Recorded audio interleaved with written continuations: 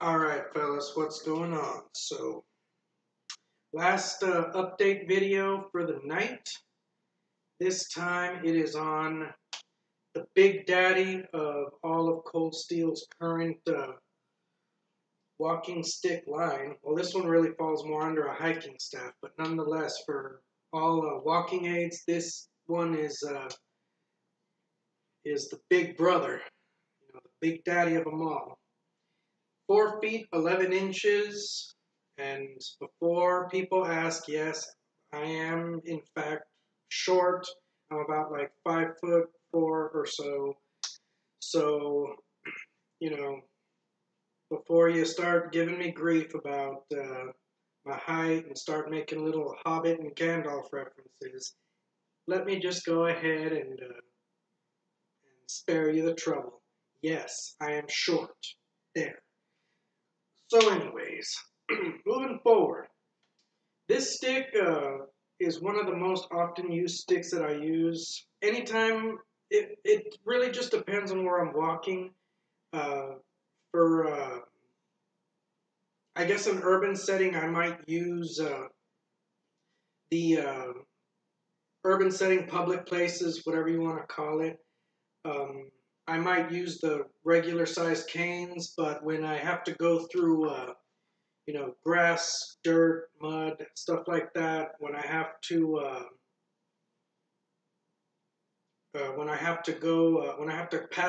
cross a canal or walk alongside one, um, this and the 10 shin are these are pretty much my faithful buddies. These are the sticks I rely on the most. This one, I've put it through the damn ringer. I've gone through every terrain you can walk through. I've used this on, and takes a lick and keeps on ticking. So, um, as you can see, it's held up real well. I mean, these things are built to last. They're weatherproof. It can be dropped in mud, dropped in gravel, dropped on the grass. You can get it wet. You can leave it outside, and it can rain heavily, and absolutely nothing is going to happen. So, a couple of things that I do want to address. First things first, the tip is not 1 inch. I remember I had told you guys that I glued a 1 inch tip on there because I couldn't find anything that was more appropriately sized. Um, that actually was pretty much a mistake.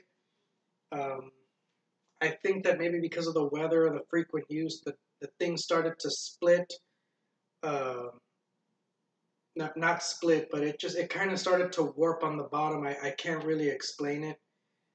Maybe because I was maybe the surface was really hot. I mean, this is Texas, but I wanted to take it off to replace it, and I couldn't because I super glued the damn thing onto the tip, and I had to cut it off, and then I had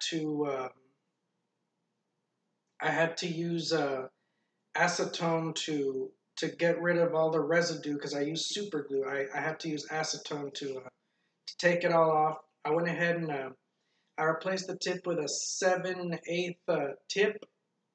I just got it at CVS.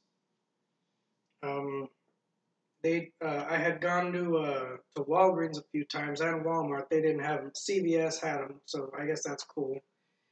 They were pretty. I remember I kind of tripped some people out, just trying them out there in the store.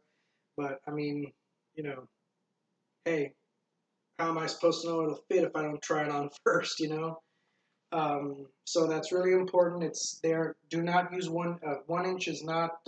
It's a little too big for this tip. It's 7/8. Um, Something else I wanted to bring up, really, really important. This was an issue with the Cold Steel Shillelagh too. I'll let you know about that when I do an update video on that product as well. But something that you guys need to know, I'm not going to call it an alert on a malfunction, but it's something that I do feel obligated to bring to you all's attention. That is for whatever reason, the resin glue epoxy, whatever you want to call it, that they use to fasten the knobs on both the staff and the shillelagh.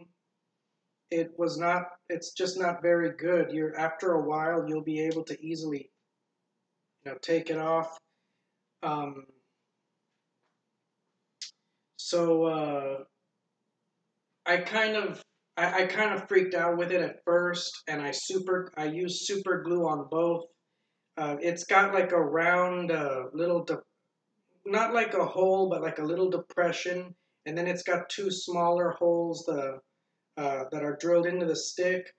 The knob itself has like a little slightly raised deal about the size of a dime or so, and it's got two pegs. It's just the pegs that fit into the holes. Yeah, I don't know what happened that whatever they used to glue the knobs to these most recent two models, not very good.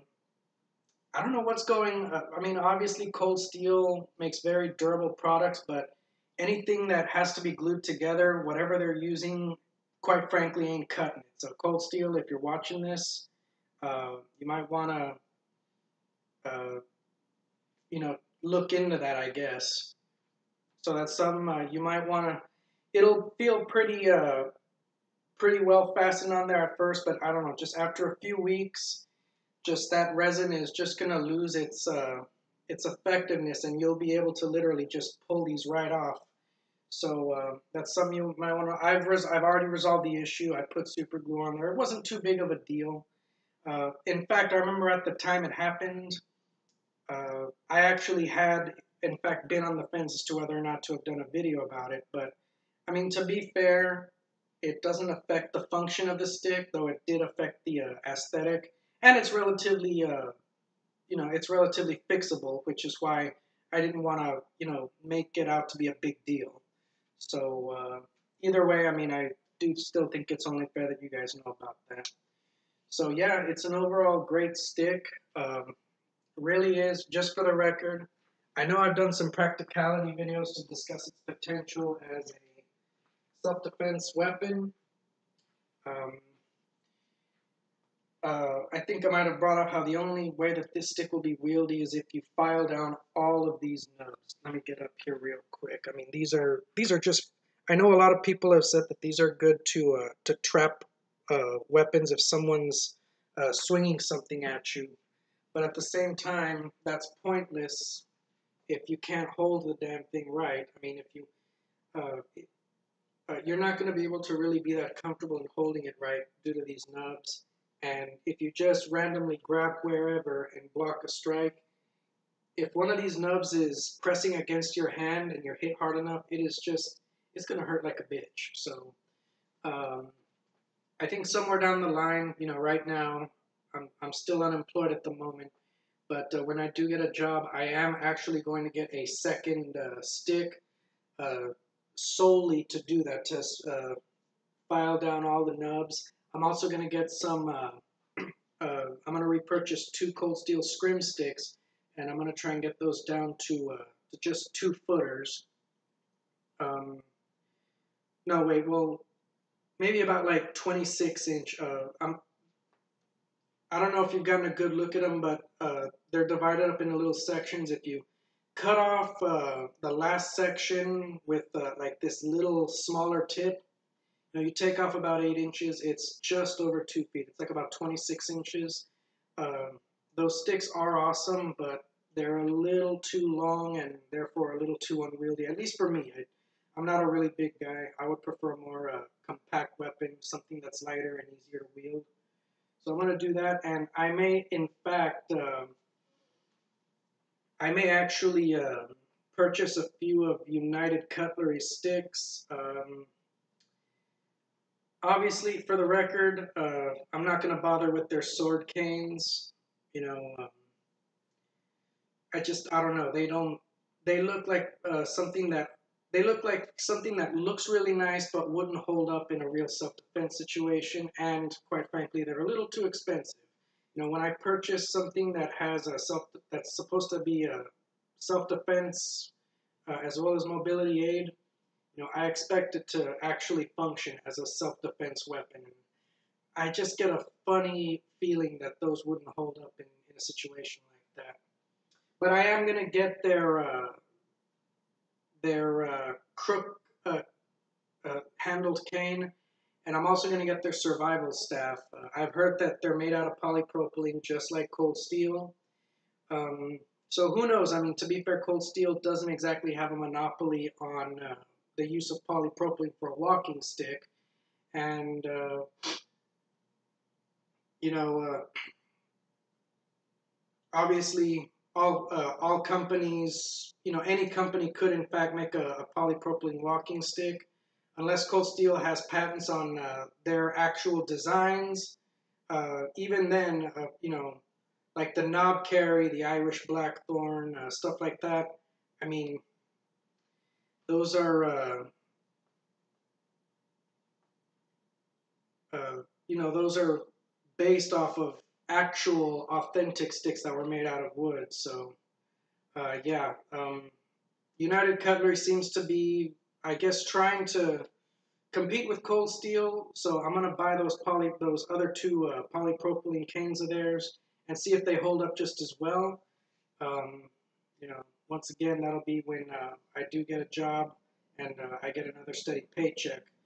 So, yeah, I guess that's all I got to say about that for now. Peace out, fellas.